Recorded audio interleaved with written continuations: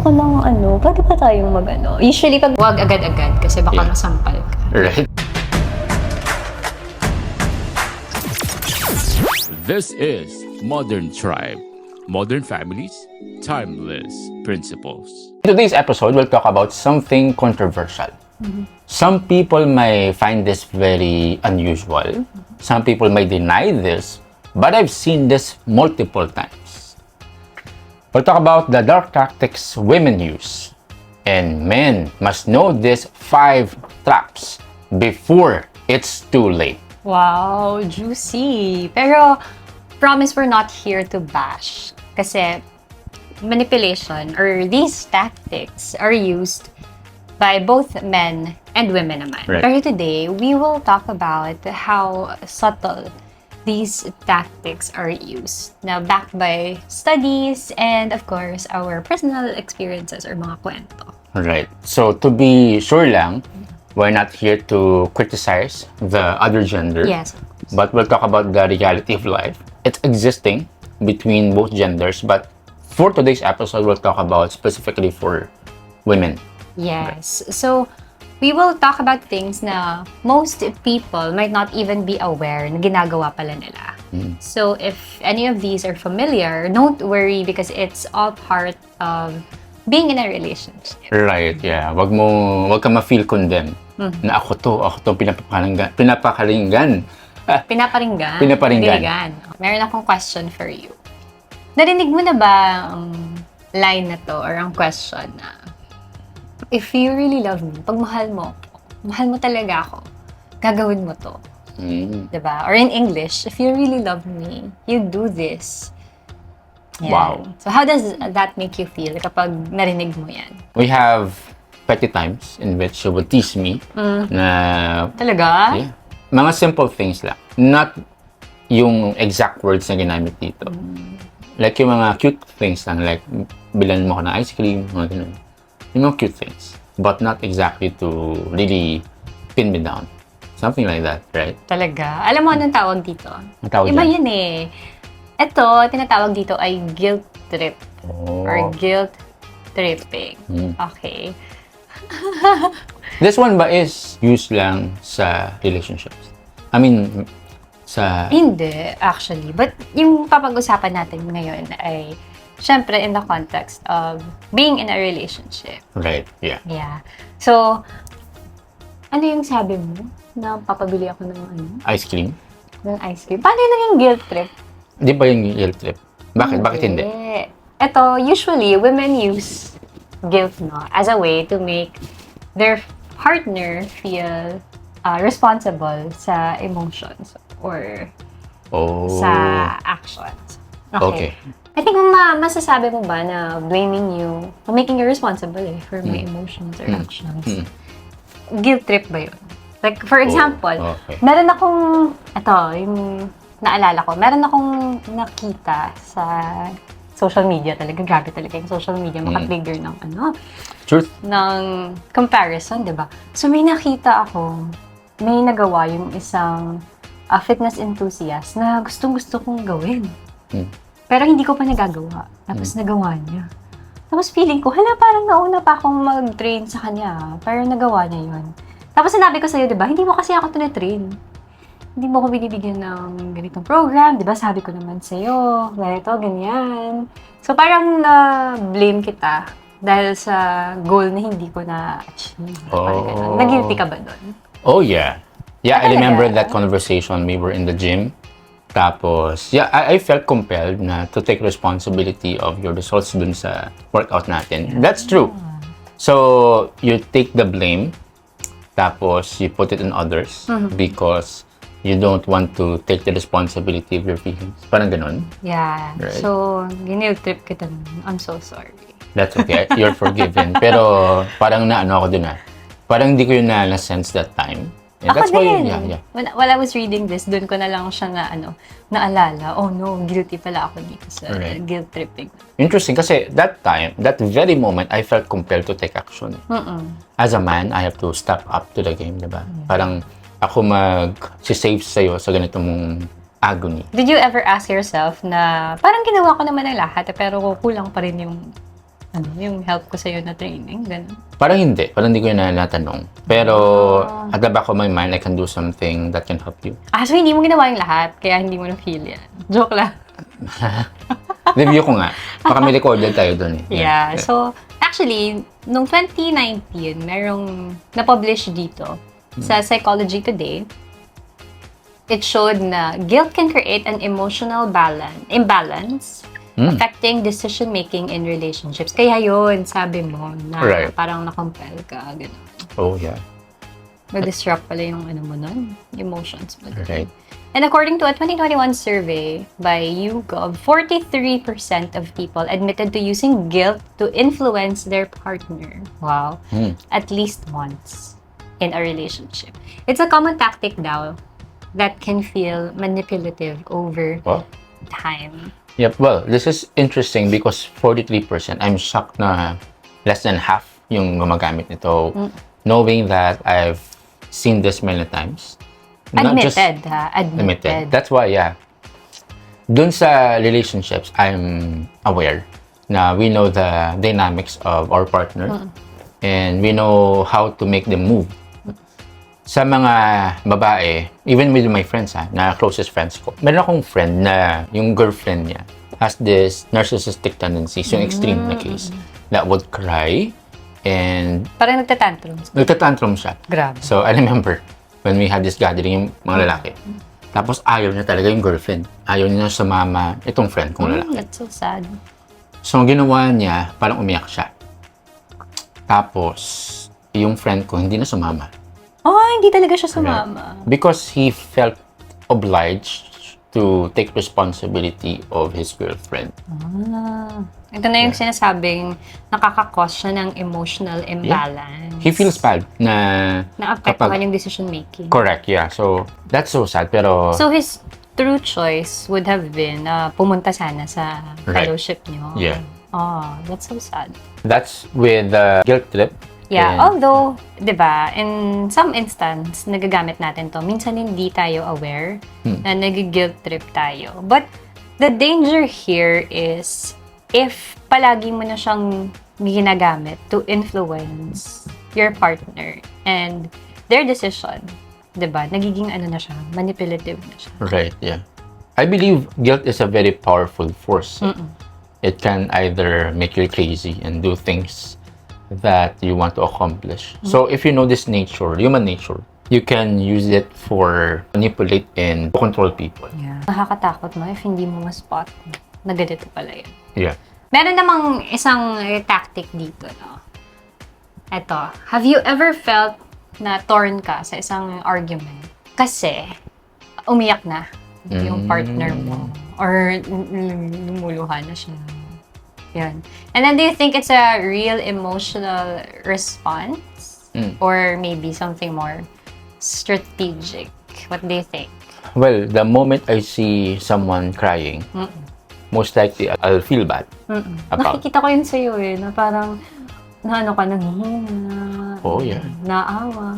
Right. Yeah. I'm quick to respond to cries. Right. Especially kapag if it's my loved one involved. So, may mga decisions ako na would make because someone is down, not really umiiyak. Pero kapag loved one ko feels na need some help, I'll take action. Yun yung tendency ko. I remember when I was in college, my first girlfriend, ex ko, she cried and then In the middle of your argument. at the middle of our argument, right? So, parang after it, I give into the argument. Ikaw na nag-sorry. Ako na nag-sorry. So, nag-shift yung dynamic ng Correct. argument. Yes. So, actually, crying kasi is a very powerful tool. So, I agree, with what you shared. It seems powerful to you. When you use this manipulatively, kasi meron namang mga ibang sincere talaga sila, na-hurt talaga sila, kaya umiiyak sila, diba? But when you use this manipulatively, it can make the partner change their stance. Gaya ng sinabi mo. Yeah, So, parang feeling that they're the bad guy. correct, yeah. Gusto natin na tayong bida, di ba? You don't want to be the bad guy. We want to be the artista, yung good guy. So, kapag umiyak na yung isa, parang apeng-ape na siya, you're the Oh, bad yeah. guy. Right, yeah.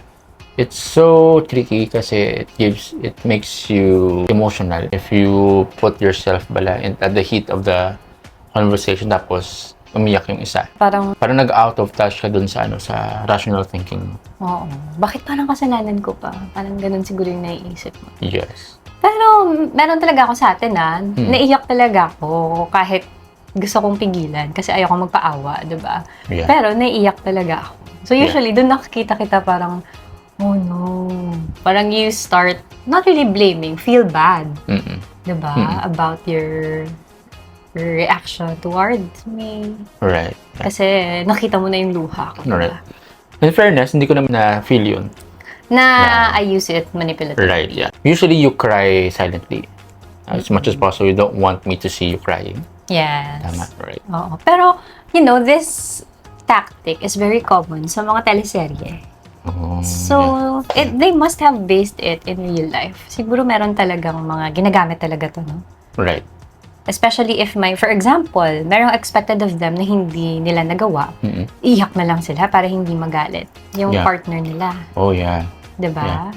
And the thing about this, yung mabilis umiyak when it comes to this, yung mga babae. Emotional. Emotional, that's why. But you have to, to be careful and talk about it. Lalo na if you sense na parang ginagamit na siya as a tactic for you to change your mind. Right. Right? Yeah. Interesting. Dito, we have a data from the Journal of Family Psychology 2020. It discusses how emotional displays like crying can evoke guilt or sympathy, changing the power balance. Parang may plot twist, di ba? Kasi kasalanan ng umiiyak. Pero bigla na lang, Correct. siya na yung bida. Right. Ikaw Oh na yeah, yung bad parang guy. nagbaliktad Yeah, yung plot situation. twist nga. Right. Kasi when you're crying, you're the victim. Yun yung feels. Ito naman, statistics from 2018 from Psychological Science. Dito, it says na 70% of participants admitted that tears significantly change their decisions during grabe. conflicts. Even if they suspected the tears weren't entirely genuine. Oh yeah. Mahirap to. Right. Allowing yourself to be manipulated. Right. Kasi sabi dito, even if they suspected the tears were entirely genuine, they still give in Right. to the plot twist. I think you can see here us being intertwined as human beings. Diba when we see, kahit sa teleserye lang, umiiyak yung bida, most likely you will be moved. Oo. Parang it connects us. That kind of emotion. It's very powerful. Right? It's like, opening the doors for empathy. Right. That's the thing lang. If you know na it can move people to side with you because of your tears, you can use it to manipulate them, right? Yeah, in extreme cases, di ba, yung may mga, let's say, na fake sila na condition, di ba? Umiiyak na lang sila or they show na, natitrigger na naman yung condition nila to manipulate Right. their partners or other people. Yeah, Or for yeah. example, yung iba, they even act as if na they faint. Yung mga nawawalan ng malay. Ganun. Oh, yeah. That's also kind of manipulative, no? Yeah. Wow, yeah, interesting. Okay. From the very emotional side, punta naman muna tayo sa medyo light. Okay. Ito, feeling ko, gusto mo to in case. Kaya lang hindi naman ako expert dito. Excessive compliments. Ito yung tinatawag nila na love bombing. Ano yan? Okay. Ito yung pinifeed ka ng mga compliments. All the good things about you or what you've done. Dahil, there's a catch. May request pala after or may favor pala nihihingi. Yeah. So, meron bang nag-compliment sa'yo so much na parang suspicious ka na? Parang hindi na siya sincere. Mukhang may kailangan siya. Oh, yeah. I felt it many times. Talaga? Especially dun sa mga Not business for me. transactions. Pero, for us naman, meron tayong inside joke, di ba? So, usually I would tease you, crack a joke, sabihan kita out of nowhere, hey, you look good. Tapos you will say, thank you. Tapos in response, I'll tell you, How about me? how about me? Di ba, you're supposed to Give back give the back. compliment. Correct. It's just an inside joke, but the thing there is, I want to elicit good. Yeah. Well, dun sa mga excessive compliments, I think you will notice it. You will sense it. If it's too excessive, you will start to doubt if what's behind the scenes. Usually playful tayo sa mga ganito eh. So, for example, yun nga, you did a good job in, let's say, a live interview, like last time. Tapos sabi ko sa'yo, wow, great job, my love. Tapos after, sabi ko, libre. Oh, yeah. Yeah, so you can say that. No? Right, yeah. We want to feel recognized Oo. and appreciated. And if you're not aware, people can fool around with that kind of need that we have. Right? Especially if your love language, no? The way you receive love is through words of affirmation. Ako, bentang-benta talaga tong manipulation tactic Yeah. for you, no? Usually, alam mo ba na meron akong friend na gustong-gusto niya talaga na people look up to her, na lagi siyang kino-compliment, ganon. So, eto na mga other friends ko. Every time gusto nila ng libre or something, nag-love bomb sila dun sa isang kasama namin. Talaga. So, sasabihan nila, uy, ang ganda naman ng ano mo. Uy, malaki pala yung sweldo mo. Right, yeah. Uy, grabe yung car mo. Ganyan. To the point na, anong tawag dun? If you're bombed by all those compliments, may feeling yun eh. Maybe a sense of pride and yung parang satisfied ka because nakuha mo yung gusto mo. Na hangang-hanga sila with the things that you have. Yun pala yung gusto nila. Papalibre sila. So after nun, magjo-joke sila, maglibre ka naman dyan, di ba, sweldo ngayon, or so, ayun na. Oh, nag-give in siya. Oo. Thinking that she also got all those compliments. And thinking na, well, actually, even if it's not sincere, the friend, thinks na, they think highly of me. Right, yeah. There's nothing wrong with giving compliments as long as it's sincere. But when it comes to this need, it's a human need eh. It's Which one? Yung flattery? Yung being recognized, attention, we are asking for this, wanting for this, all the way from our childhood, from our parents. And if you have siblings, most likely you're competing with that kind of attention you will get from your parents. So most likely you will be busy at their work. So there's this scarcity when it comes to appreciation. But the thing is, we have to be intentional and generous. I would say lavish, but be sincere. At the end of the day, people can sense it.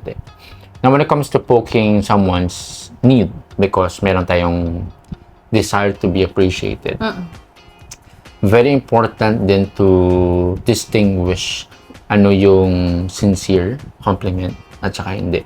Correct. But some people, they just want, yung feeling of flattery and they will just give in. Because na sila dun. Cloud9 ka na din sa flattery ng mga tao. That's why I know a politician who ran for a high office in the Philippines, who is surrounded by his bubble. Most people who want to appreciate him, and he doesn't like to be criticized. So those people who give him the harsh truth, most likely he would shut them up. So that's dangerous spot to be in. Kasi it's just surrounded with people whom want to really... Some always positive feedback. Correct. And then you will be blinded to it. And you won't see the other side of the road. Well, yeah. It seems like hindi lang siya ginagamit sa intimate relationships, no? Itong love bombing or excessive compliments. Kaya beware. Yeah. To support this, the psychology of persuasion shows that flattery can lower defenses and increase compliance. Ito.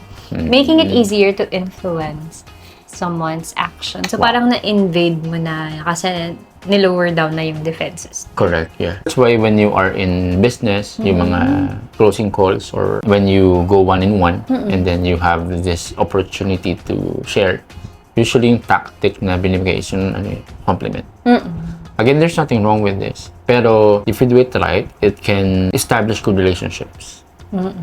Especially if you are quick to point out honest na compliment. Yeah. Right. Also, in 2017, a study by Frontiers in Psychology showed that people are 22% more likely to agree to a favor after receiving excessive praise. So the brain associates daw the compliments with reward, Wow. making people more compliant. Right. I think Kaya- the hormone that is released whenever there's reward is serotonin. The reward hormone.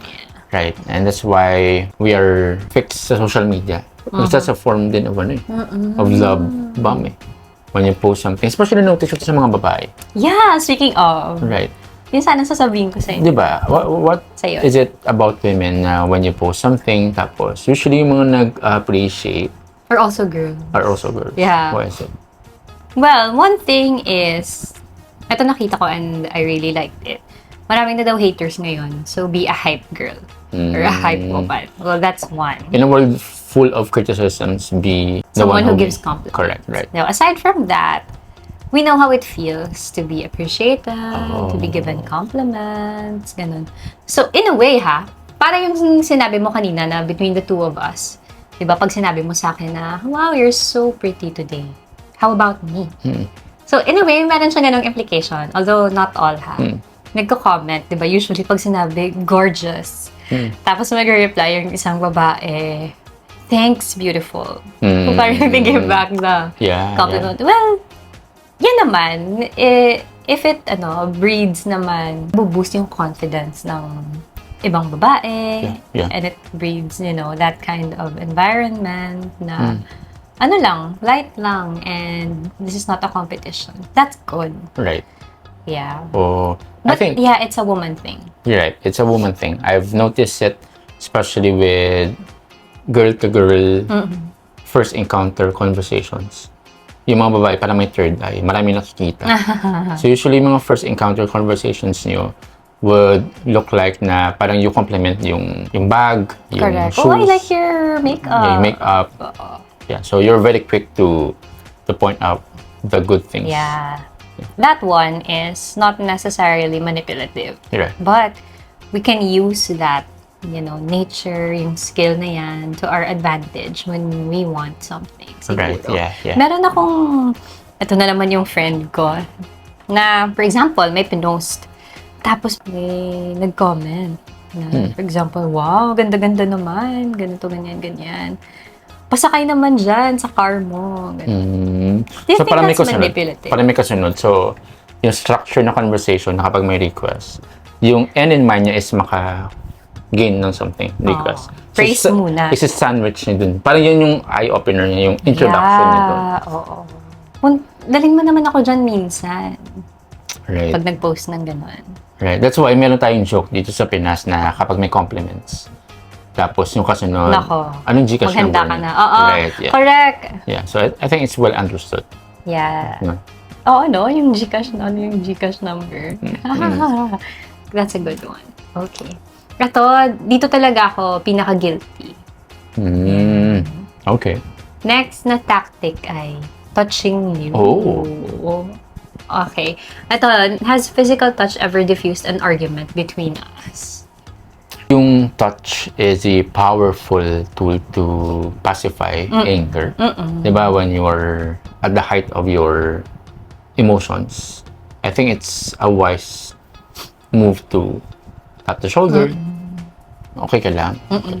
That will be okay. Something like that. So, it sends a signal na I'm with you. I'm close with you. Yeah. Because, tama ka, physical touch can calm and de-escalate nga daw. Right, yeah. But it can also manipulate Yeah. the partner into backing down. Pag nagiging aggressive na siguro. Right, So, a right. hug or a soft touch during an argument can shift daw the emotional Right. tone. That's true. Meron akong confession last time. Oh, yeah. Last time, parang sumama yung loob ko kasi lagi kang nasa phone. Pero syempre kasi may pinapost ka doon. Tapos naglalakad na tayo, super silent, tapos nasa phone ka pa rin. Tapos nainis na talaga ako. I was turning towards a different direction kasi ayoko na makita, ganun. Tapos, nasa phone ka pa rin. Kahit nag-stop ka na sa phone, naglalakad na lang tayo. Tapos ikaw, chill ka lang. And then sabi ko sa kanya, hindi man lang niya hinawakan yung kamay ko. Parang wala talaga. Napaka-dry. While ikaw siguro, maybe, your thoughts were wondering about ano yung ipopost mo, about work, something. Tapos andun ako, nagsasulk ako. Because, yun nga, maybe I needed the assurance na kahit busy ka, ay, may kasama pala ako. Right. Ganun. So, grabe talaga it's a language. Yeah. No? Yeah. Yung physical touch. Right. Well, going back to the manipulative part. Right. And that's why when it comes to physical touch, if you understand this well, you can use this in business transactions at saka creating friendships. Di ba? As simple as handshake. As simple as firm, warm handshake tapos looking straight to the eyes with a gesture of smile will make a difference. Now, of course, in extreme situations like you want to manipulate, you want to stimulate the senses by touching the other person tapos after which pala merong kapalit. Oo, favor. So, that's not the path we want to take. As if you do that often, most likely, you're putting yourself in a very dangerous spot. And you're giving yourself away. Yeah, yours is medyo extreme. Yung sa akin naman, guilty talaga ako dito kasi lagi akong kumakalabit. Diba? For example, gusto ko ng pwede ba tayong Usually, pag may hinihingi akong food na hindi nagpa-fall sa schedule natin, Oh, yeah. I resort to touching you, Yeah. diba? Na-notice ko yan. May mga times na you say, nagsasmile ka na lang. You say yes. Meron na mga times na nagsasmile ka pa rin, but you say no. Right, yeah. Sticking to the plan. So, it's actually a manipulative tactic. Right. Well, sa mag-asawa like us, I want to be intentional when it comes to touching. It's a need, and it's a way din to it's a powerful language. I'd say it's more powerful than words. When you are in More than proximity. words nga daw. More than words, right? When you're in proximity with your partner, it speaks love that no word can describe. As simple as hugging, diba? Yeah. Every morning, it can help you go into the direction that you want. That's why pala, maganda ako lagi. Kapag nagwa-walk tayo, tapos may mga dinadaan tayo ng pagkain, Right, tapos yeah. humihigpit yung kapit ko sa'yo. Yeah. No, thinking na you might say yes. It's effective. Yeah. Minsan. Minsan hindi. Okay. So, eto. Dahil kasi, ang Personality and Social Psychology Bulletin had a study and they found out that physical affection can be used to manipulate emotions, especially during conflicts. Yung sa atin nga lang, yeah. hindi during Alright. conflicts, diba? Kasi, ayaw kong tinatouch ka kapag may conflict. Gusto kong lumayo ka. Oh, Pero man, ikaw, yeah. actually, it pacifies the situation and Talaga. the other person. Do you feel comforted when I touch Yes! you? Kapag hindi tayo nagpapansinan, tapos nag-sorry Right. ka, then you So, I hug shall do me, it often. then you kiss me, nasusoften yung babae. Pero bigyan mo muna ng a few minutes. Right. Huwag agad-agad kasi baka Yeah. masampal ka. Right. Kasi mainit pa yun. Yeah. Allow us to feel our Correct, emotions yeah. first. This one is very interesting from Harvard Health Talk. It was found that physical touch increases oxytocin, Yes, that's Right. why. the bonding hormone, by 30%. This can calm a partner down and make them more agreeable, but also open to See? manipulation. Well, yeah, I think it comes kasi when you are letting your guards down, it may lead to something na will make you less resistant. So, if you know this, of course, you can agree to do things na beneficial for both. Correct. Pero dapat nila siya one-sided. Tama? Mas magandang gamitin to makipagbate. Oh, yeah. That's That's what I I mean. can say Yeah. one It's good thing to manipulate. It's a place where you want to be in. To be in a peaceful spot. Yeah, not to take advantage of the Right. other person. Yeah. Okay, we're down to the last tactic. Although marami pa to, no? Pero for today, eto, using your words against you. Oh. Nako. Na-experience mo na ba to? How did it make you feel? Na-trap ka ba? Well, Misunderstood? a funny story lang kanina before we have our podcast. But we had a little argument. Eto na. So, it's an argument in which both of us could not handle well. So, because of that, I was tempted to bring up your mistake in the past. Because we are in a similar situation. So, I told you something na ikaw nga ganito.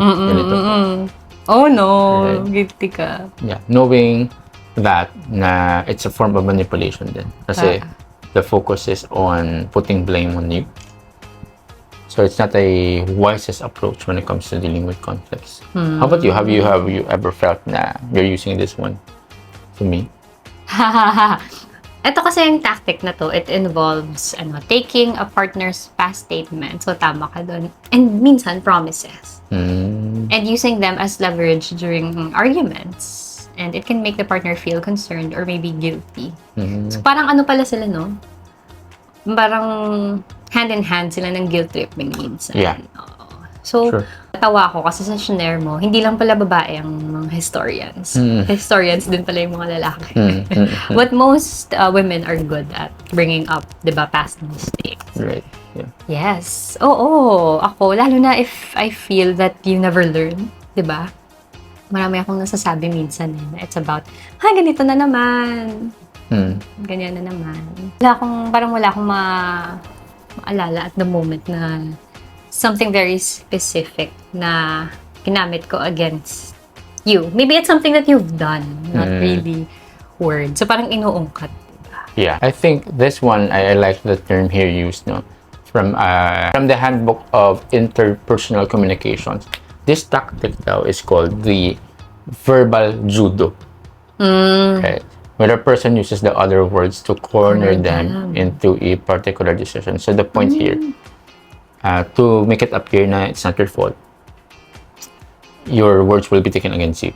So yung judo kasi parang yung atake mo will be used against you. So yung movement mo will be used against you. Parang ganun din sa words or sa mistakes. So if you're not careful with this, it may lead to some digging into the deep. Kasi magkukutkutan na kayo dyan. Oo. Ito na, may naalala na ako. Yeah. Yun pala yung keyword, verbal judo. Verbal judo. So sabi mo sa akin one time, bakit ka bumili ng dessert? Diba? Hindi pa Friday. Ito na, ginamit ko na yung word mo against yourself. Sabi ko, ikaw nga hindi mo nga tinupad yung deal natin, diba? Yeah. Sabi mo sa akin, tatapusin mo tong ganito before Sunday. O hindi naman. Kaya ginawa ko to justify my action and put the blame on you. I remember that. Diba? I used your words. Yeah. Ito na. So, guilty din pala ako dito. I just wasn't aware. Well, we're learning many things about ourselves. This Meron one, pang study, isang study. right? Yeah, I think this one is from communication research. It found that 48% of people admitted to using their partner's words against them during arguments to gain control of the Yun na nga. situation. So yeah, staggering number, 48% lang. I believe it's more than that. Pero the thing about this, I think if we have arguments and we have conflicts na napapile up lang. Kasi very important yung open dialogue, communication. Yes, correct. So that yung mga unresolved conflicts won't be brought into the future. At yun nga, manipulation isn't always intentional. But recognizing it can improve your relationship. Right. It's also interesting na we humans have that tendency to keep and treasure mga bad memories. So, a healthy relationship would always seek and strive to really resolve yung mga unmet expectations. And yun nga, as Christians, it says, diba, in the Bible, that love keeps no record Right. of wrongs. Right, yeah. So, when you start, keeping that record, you have to examine again yourself. Right. Am I really loving someone as a Christian, as how I am supposed to?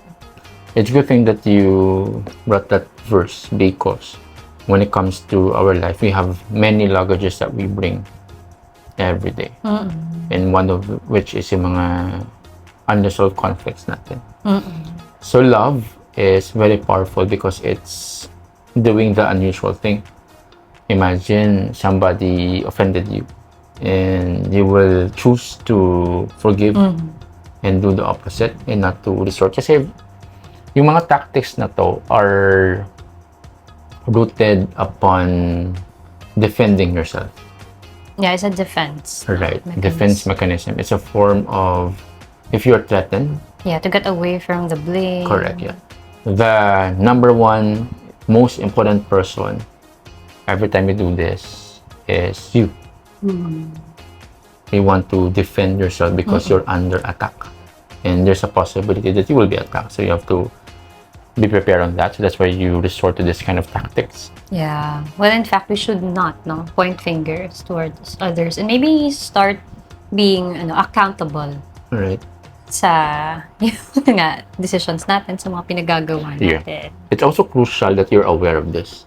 Kasi I believe we have the tendency to do this and that because we want to make people agree based on our terms. Yeah, we want to take control Right. of the situation. So, in the surface, of course, we see the tactics. This is what we see on the surface. But deep within, there's the desire to do this and that. May mga gaps that need to be filled. And also, I like to point out, yung sa relationships mo, very important yung pag-choose mo ng partner mo. So, if you see red flags like this, better evaluate. Tapos, ask yourself if you're willing to be in that kind of relationship. Kasi when you want to commit, it's not just a one-month thing. It's a forever thing. We believe in the covenant of marriage, that it is meant for till death do us part. Yeah, or you can always talk about it naman. It will also bless your partner if you make her aware na this is actually a manipulative tactic. Right, Kasi yeah. baka naman nobody ever told them. That's true. Diba? Na, Right. it's not good pala. Yeah. Especially kapag lifestyle na. It's habitual that parang reflex na lang siya. So, you as the closest person, I think it's time to speak the truth in love. Yeah. Because when you put it in the light, meaning you expose it, of course, it will lose its power over that person. Yeah. Of course, I believe if it's so deep, it's habitual, you have to pray for it. And there's nothing wrong with seeking help from professionals who can help you Right. overcome these manipulative habits. Right, yeah. Ganun. Kasi you might say na it can benefit you, yung mga manipulative tactics. But people can sense it eh. Over time, it will... It may even destroy you. Correct. In the end. It will cost you valuable relationships. Because of course, we don't want to be manipulated. We don't want to feel na tayo yung nilalamangan. You will find yourself losing some valuable relationships. Yeah. Right? So again, hindi ito blaming or not to point fingers or not to expose women as being more manipulative than men. So this conversation is just to help us become more aware of the tactics that sometimes we even unintentionally do Right. to help us build healthier and stronger relationships. Yeah. It's best to have a confidant, a partner, who can give you some truths about yourself. Kasi minsan, we are blinded to this. So, our encouragement for you is, again, to find pleasure whenever you're here sa Modern Tribe. This will be your safe space in topics that is not dealt with publicly. So, this should be an open space for all of us. Again, this is Modern Tribe, helping modern families Embrace timeless values. Bye. This is Modern Tribe. Modern families, timeless principles.